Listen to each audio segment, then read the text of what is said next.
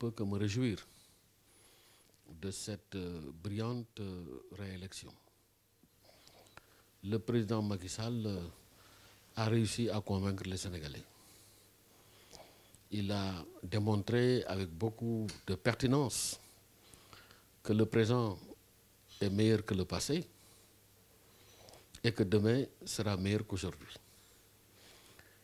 Il s'est appuyé résolument sur un bilan élogieux et sur le PAP 2 pour nous montrer que nous avons de très bonnes raisons de le laisser à la tête de l'État afin de poursuivre sa mission.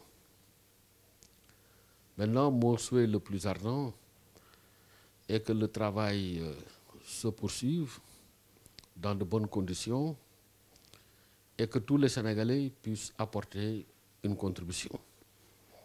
En réalité, pour construire le développement économique et social de notre pays, il faut, le dire et le souligner, une mise en synergie de tous les efforts, de tous les moyens et de toutes les intelligences. La contribution de tout un chacun devrait être exigée. Donc il faut qu'on reste dans une dynamique de paix, dans une dynamique de progrès. C'est cela qui est important, pas autre chose.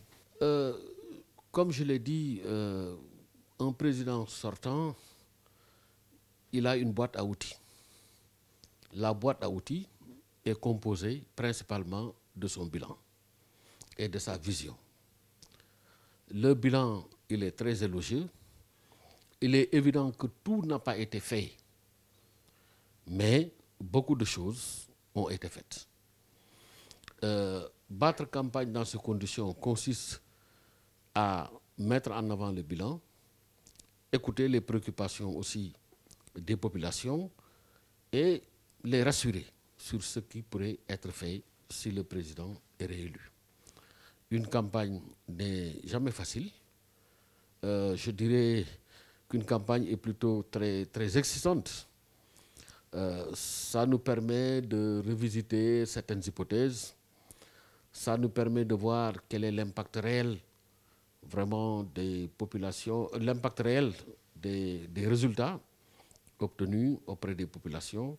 Je crois que ça a été une expérience très riche en couleurs, très riche en enseignements. Et vraiment, je suis heureux d'avoir contribué tant soit peu à la réélection de cet homme que je considère comme un homme brillant, comme un grand patriote qui veut toujours faire plus et mieux. Et je crois que c'est ce qu'on attend d'un dirigeant.